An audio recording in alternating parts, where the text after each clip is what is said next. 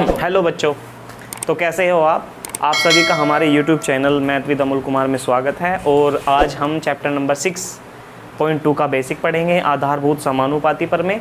और आधारभूत समानुपाती प्रमेय का विलोम क्या होता है, इन दोनों को पढ़ने से पहले, इन दोनों प्रमेयों के प्रमेय को पढ़ने से पहले हम कुछ बेसिक देखेंगे। कुछ बेसिक क्या, बहुत छोटी छोटी चीज़ें 9th क्लास की। जैसे कि सपोज करो आपके पास दो समांतर रेखाएं हैं, एक समांतर रेखा ए बी हो गई और एक समांतर रेखा हो गई आपके पास सी डी। ठीक है जी। और आप अगर इस समांतर रेखा में ऐसे एक त्रिभुज बनाते हैं तो ये इस त्रिभुज का क्या रहा होगा, आधार क्या रहा होगा। और इस आधार का मैंने नाम रख दिया P और Q। क्या रख दिया? और मैंने इसी की सहायता से इसी आधार पर, ध्यान रखिए आधार नहीं चेंज करना आप लोगों को, आधार क्या रखना, सेम। आधार क्या रखना, आधार मैंने सेम रखा, P और Q ही रखा, P और Q ही, आधार सेम है। तो ध्यान रखो यहाँ क्या दो, एक तो M हो गया, एक क्या हो गया N। तो ध्यान से देखो, इसमें दो त्रिभुज बने हुए हैं। एक त्रिभुज बन रहा है इसमें आराम से P M Q, और दूसरा त्रिभुज क्या बन रहा है इसमें P N Q। दो त्रिभुज हैं इसमें। अब सर जी फिर क्या इसका फ़ायदा क्या होगा? इसका फ़ायदा कहने का मतलब ये है, यदि दो समांतर रेखाओं के बीच एक ही आधार पर, दो समांतर रेखाओं के बीच एक ही आधार पर दो त्रिभुज बनाए तो उन दोनों त्रिभुजों का क्षेत्रफल बराबर होता है। आई पकड़ में नहीं आई? तो क्या लिख सकते हो आप, अतः त्रिभुज PMQ का क्षेत्रफल, PMQ का क्षेत्रफल बराबर क्या होगा, त्रिभुज PNQ का क्षेत्रफल। तो सबसे पहली चीज़ तो ये होती, ठीक है जी, कि हमेशा ध्यान रखना एक ही आधार पर, आधार सेम होना चाहिए, एक ही आधार पर बने दो त्रिभुजों का क्षेत्रफल क्या होता है, समान होता है या बराबर होता है। ठीक है जी। अच्छा जी, जब ट्रायंगल्स की बात कर रहे हैं तो अब एक ट्रायंगल मैंने ऐसा बना लिया, आज इसका नाम रख दिया मैंने ABC। इस ट्रायंगल का नाम मैंने क्या रख दिया, ABC। और मैं तुमसे कहने लगूं कि मुझे इसका क्षेत्रफल बताइए, तो क्या लिखोगे, त्रिभुज ABC का क्षेत्रफल। त्रिभुज ABC का क्या होता है, 1/2 आधार गुना ऊंचाई, आधार गुना ऊंचाई। तो सर जी आधार तो चलो ये हो गया, ऊंचाई क्या होगी, यो, ऊंचाई क्या होगी AD, ऊंचाई क्या हो गई। तो त्रिभुज का क्षेत्रफल क्या निकल गया है, 1/2, आधार क्या है BC, ऊंचाई क्या है AD, ऊंचाई क्या है AD। तो ये तो एक ऐसी स्ट्रक्चर है कि हम तुरंत देख के बता सकते हैं कि त्रिभुज का क्षेत्रफल क्या रहा होगा। पर अगर मैं चीटिंग कर दूं थोड़ी सी, मैं ऐसी स्ट्रक्चर बना दूं जिसमें हमें पता ही ना लगे कि त्रिभुज का क्षेत्रफल क्या है, इसका नाम मैंने रख दिया ABC। अब इसमें कैसे पता चलेगा? तो सुनो जी, एक तो आप जब भी त्रिभुज का क्षेत्रफल निकालोगे तो ध्यान रखना परपेंडिकुलर होना चाहिए। क्या होना चाहिए, मतलब इसमें एक चीज़ है, हाँ जी बिल्कुल, कि AD जो है लंबवत है किसके, BC के, और इसमें कोई सी भी भुजा ऐसी दिखाई नहीं दे रही। तो आप क्या करेंगे, हम क्या करेंगे, हम इस पे ऐसे लंब डाल देंगे और इसे थोड़ा सा आगे की ओर बढ़ा देंगे। अभी वो कितने डिग्री का कोण बन गया, 90 का। तो अब इसकी ऊंचाई क्या होगी बताओ, इसकी ऊंचाई होगी BN। क्या हो गई, और अब मैं अगर इस त्रिभुज का क्षेत्रफल पूछता हूँ कि त्रिभुज किसका, ABC का, त्रिभुज ABC का, या इसके नाम आप बदल लो, दोनों सेम हो जाएंगे, PQR। अब मैं तुमसे पूछ रहा हूँ त्रिभुज PQR का क्षेत्रफल, त्रिभुज PQR का क्षेत्रफल 1/2 आधार गुना ऊंचाई, आधार गुना। अब मुझे ये बताओ आप, आधार क्या हो गया PQ, आधार क्या हो गया, ऊंचाई क्या रहेगी, हमेशा परपेंडिकुलर वाली ऊंचाई, हमेशा परपेंडिकुलर ऊंचाई क्या बन गई, RN। तो कोई प्रॉब्लम? तो देखो आधारभूत समानुपाती प्रमेय सिद्ध करने से पहले ये तीन चीज़ आनी बहुत ज़रूरी है। ठीक है जी, सही है जी। तो आप इसको कॉपी कर लीजिए कहीं, और फिर उसके बाद जो आप हेडिंग डाल लोगे, क्या डाल लोगे, आधारभूत समानुपाती प्रमेय। आधार, चलो तो जी देखते हैं क्या कहा, आधारभूत समानुपाती प्रमेय। और दूसरा नाम क्या है इसका, थेल्स प्रमेय भी इसको बोलते हैं। कहा क्या है प्रमेय में कि यदि किसी त्रिभुज, यहाँ त्रिभुज बना लीजिए ट्रायंगल, यदि किसी त्रिभुज की एक भुजा, मतलब ट्रायंगल आपके पास, और उस ट्रायंगल में कितनी भुजाएं टोटल, 3 भुजाएं, ये 3 भुजाएं हमने ट्रायंगल में ले ली। तो वो कह रहा है कि किसी त्रिभुज की एक भुजा के समांतर, ठीक है जी, आपने समांतर इस मतलब अब ए ले लिया, इसका नाम बी ले लिया, इसका नाम सी ले लिया, कोई एक भुजा लेनी त्रिभुज की और उसके समांतर एक अन्य रेखा खींचनी। क्या खींचनी है? एक अन्य रेखा दो भुजाओं को प्रतिच्छेद करती है, दो भुजाओं को प्रतिच्छेद करती है। मतलब यहाँ पे कितने भागों में काट दिया? दो में। ठीक है जी। और नाम क्या रख दिया उसका? डी। और इसका नाम क्या रख दिया? ई। क्या रख दिया? ई। अच्छा जी, सुनो आराम से क्या कहा कि किसी त्रिभुज के एक भुजा के समांतर, इसके समांतर है, मतलब बी सी किसके समांतर है? डी ई के, या डी ई किसके समांतर है? बी के, खींचा जाए तो अन्य दो भुजाओं को प्रतिच्छेद करती है, अन्य दो भुजाओं को प्रतिच्छेद करती है, अन्य दो भुजाओं को। उसके बाद क्या कहा? तो ये अन्य दो भुजाएं, ये जो अन्य दो भुजाएं हैं, अन्य दो भुजाएं हैं, कह रहा एक ही अनुपात में विभाजित होती हैं।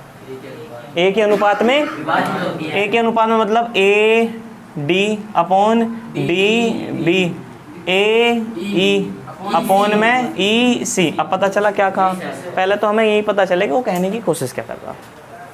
तो वो कहने की ये कोशिश कर रहा है कि किसी भी त्रिभुज में आप किसी भी भुजा के समांतर एक भुजा अगर खींचते हो, ठीक है जी, कोई भी रेखा लेते हो और जिन्हें वो प्रतिच्छेद करेगी, ठीक है जी, में भुजाएं दो बराबर अनुपातों में विभाजित होंगी, में भुजाएं, ठीक है जी, दो बराबर अनुपातों में विभाजित। ये तुम्हें प्रूफ करके दिखाना। क्या करके दिखाना?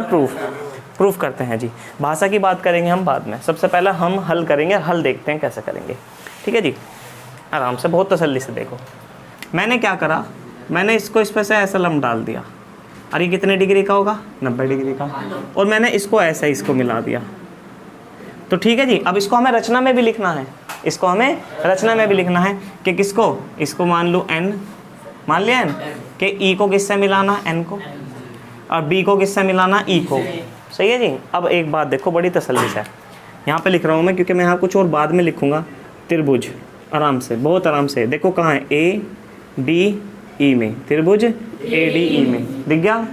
दिख रहा है सबको त्रिभुज ए डी? ठीक है जी। अच्छा जी, त्रिभुज ए डी ई का क्षेत्रफल, ए डी ई का क्षेत्रफल, क्षेत्रफल क्या होता है? 1/2 आधार गुना ऊंचाई। सही है जी। आपकी सहूलियत के लिए मैं त्रिभुज बना रहा हूँ, बहुत तसल्ली से देखना। मैं त्रिभुज बना रहा हूँ, ये मैंने त्रिभुज बना दिया। आराम से, बहुत जल्दबाजी नहीं करनी है आप लोगों को, बहुत तसल्ली से देखना। मैं इसका नाम लिख रहा हूँ ए, इसका नाम लिख रहा हूँ डी, और इसका नाम लिख रहा हूँ मैं ई, और मैंने ऐसा लंब डाल दिया 90 डिग्री का, इसका नाम रखा मैंने एन। बताओ जी, ये त्रिभुज ऐसा था, ये मैंने सीधा कर दिया। आया पकड़ में? नहीं आया? ये त्रिभुज कैसा है? ऐसा है। मैंने इसको ऐसा घुमा दिया। मैंने क्या घुमा दिया? इसको ऐसे। अब मुझे आराम से देख के बताओ। हाँ जी, 1/2 आधार क्या है इसमें? A D. आधार क्या होगा? और ऊंचाई क्या होगी? E N. क्या आ गया? कोई आपत्ति तो किसी को बताओ, कोई दिक्कत? अब आपका मैं एक लाइन लिख रहा हूँ, त्रिभुज ए डी ई का क्षेत्रफल, त्रिभुज ए डी ई का क्षेत्रफल क्या है? 1/2 A D Guna E N. समीकरण क्या मान लो इसको? 1। क्या मान लो इसको? इसी प्रकार त्रिभुज डी बी ई में, त्रिभुज डी ई बी में, हाँ कैसे लिख लो? डी ई बी में। ये आपने त्रिभुज ले लिया त्रिभुज, मुझे इसका क्षेत्रफल लेना। क्या लेना मुझे इसका? तो क्या लिखोगे? त्रिभुज डी ई बी का क्षेत्रफल। क्षेत्रफल क्या होता है? 1/2 आधार गुना ऊंचाई, आधार गुना। आराम से, जल्दबाजी बिल्कुल भी नहीं करनी है आप लोगों को। पहले हम बात किसकी कर रहे हैं, नो बताओ। ये त्रिभुज देखो आराम से, पहला त्रिभुज कैसा था हमारा? ऐसा था, मैंने उसको ऐसे घुमा लिया था। अब त्रिभुज कैसा है? ऐसा है। अब भी मैं इसे ऐसे नहीं घुमा सकता। तो सुनो आराम से, मैंने क्या करा, आराम से, जल्दबाजी नहीं करनी बिल्कुल भी आपको। मैंने ये त्रिभुज था आपका कुछ इस तरीके से, आराम से मैंने इसको घुमा लिया, ऐसे घुमाया, तो यो क्या आ गया? डी। यो क्या आ गया? ई कहाँ जाएगा? ऊपर। और नीचे क्या आ जाएगा? बी। और ई को किससे मिला रखा? बी से मिला रखा जी। आराम से दिख रहा। और अगर मैं इसको ऐसे लंबा कर दूं तो कितने डिग्री का कोण है? 90 डिग्री का। और यो क्या हो गया? एन। क्या हो गया? कोई दिक्कत? अब आप बताओ मुझे बहुत तसल्ली पूर्वक, जल्दबाजी बिल्कुल नहीं करनी। आधार क्या है?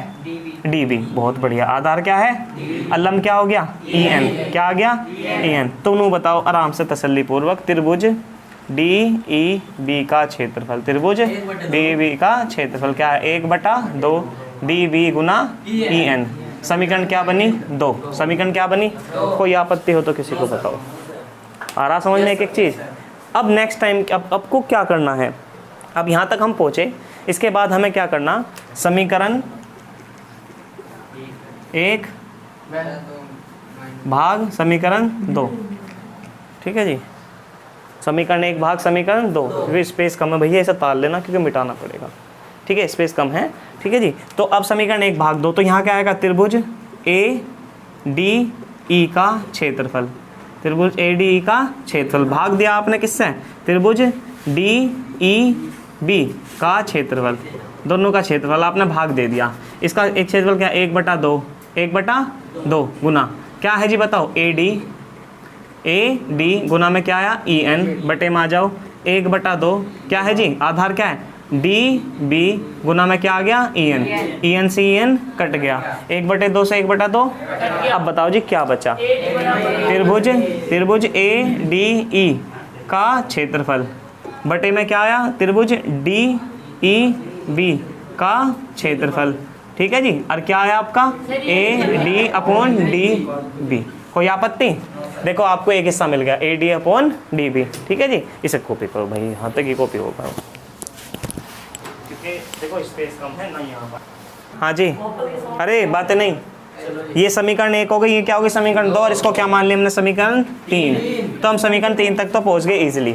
अब इससे आगे का काम, आपको एक साइड तो मिल गई, आपको एक साइड मिल गई AD/DB, अब हमें दूसरी साइड चाहिए, क्या चाहिए, दूसरी साइड का देखो सेम कॉन्सेप्ट, बिल्कुल इसका अपोजिट चलना है आपको, इसका रेसिप्रोकल, उल्टा कैसे चलेंगे, पहला आपने ऐसे लंब डाला था, अब कैसे डालोगे,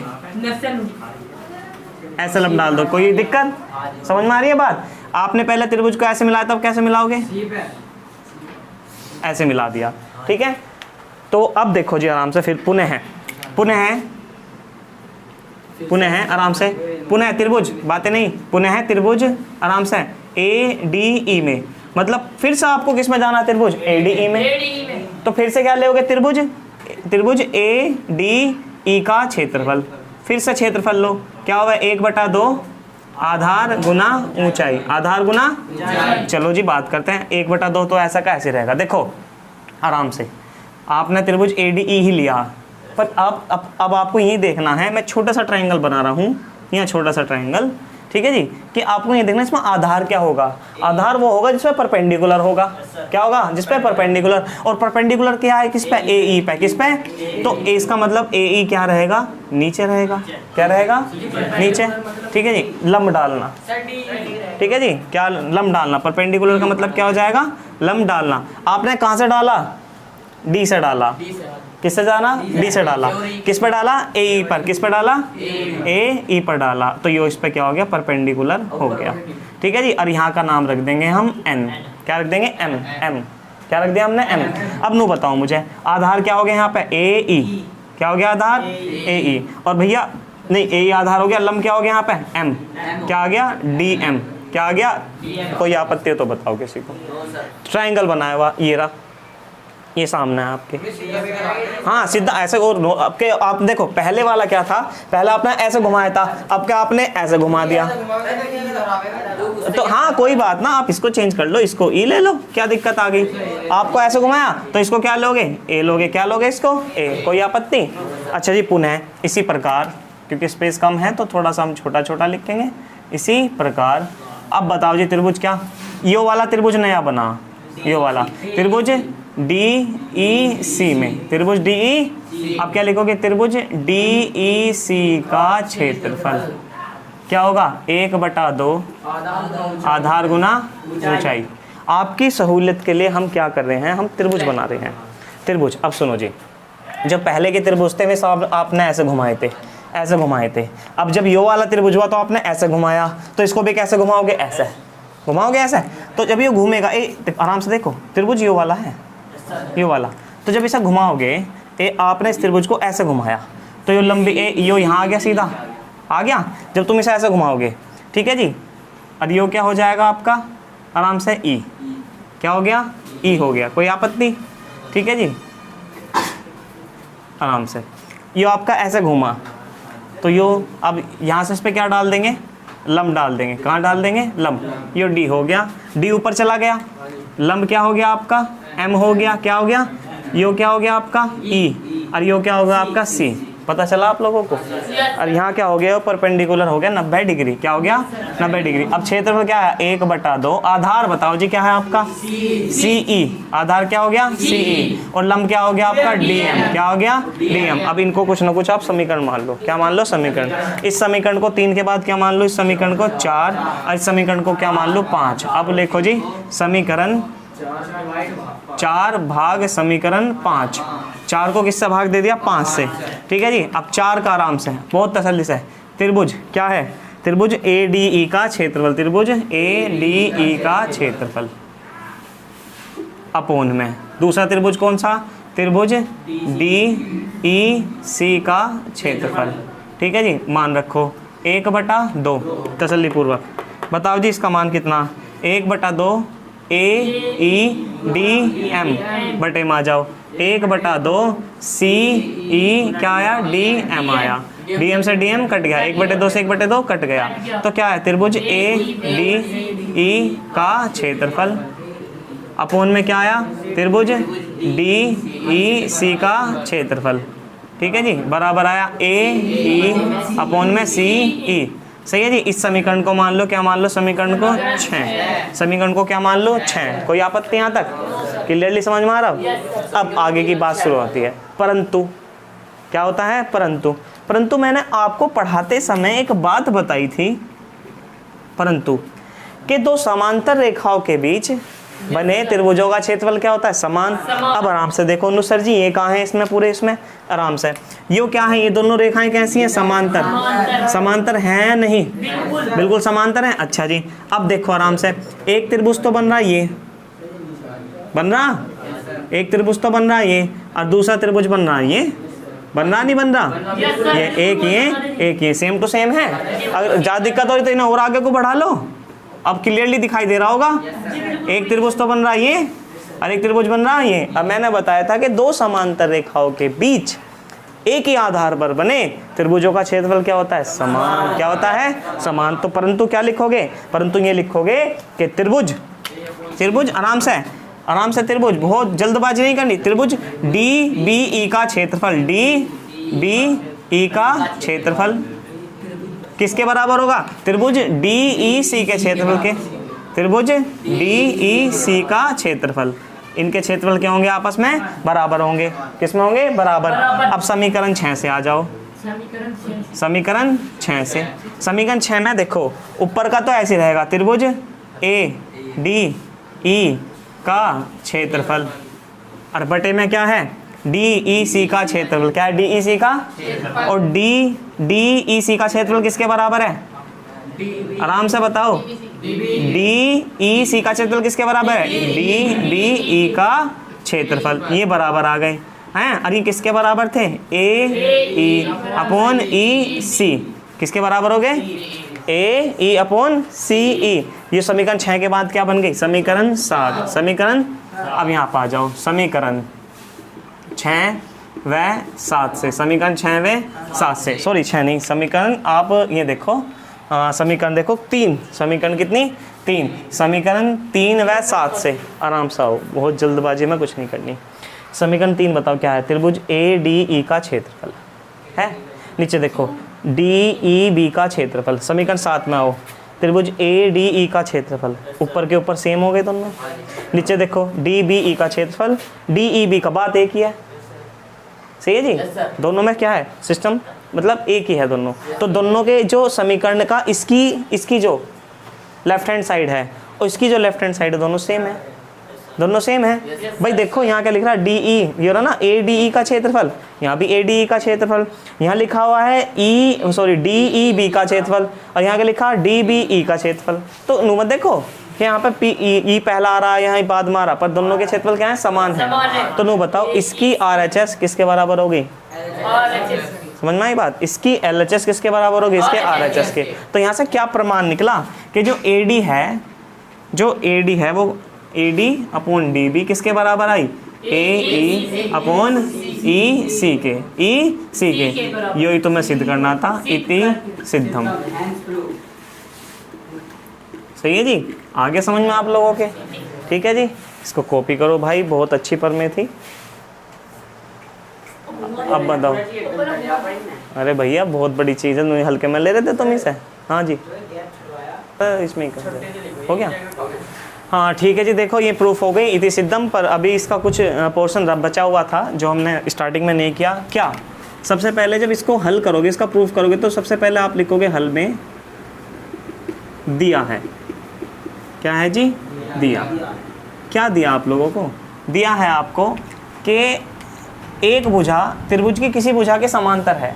अब वो भुजा कौन सी है? DE समांतर है किसके? BC के। सही है, ये समांतर है। क्या सिद्ध करना है? क्या करना? सिद्ध। क्या सिद्ध करना आप लोगों को? सिद्ध करना है कि समान अनुपात में विभाजित करती है। जो भुजाएं हैं उनको समान अनुपात में, मतलब AD अपोन में DB बराबर AE अपोन में EC, ये आपको सिद्ध करना था। फिर रचना, आपने क्या क्या इसके साथ रचना में क्या क्या चेंजेस किए?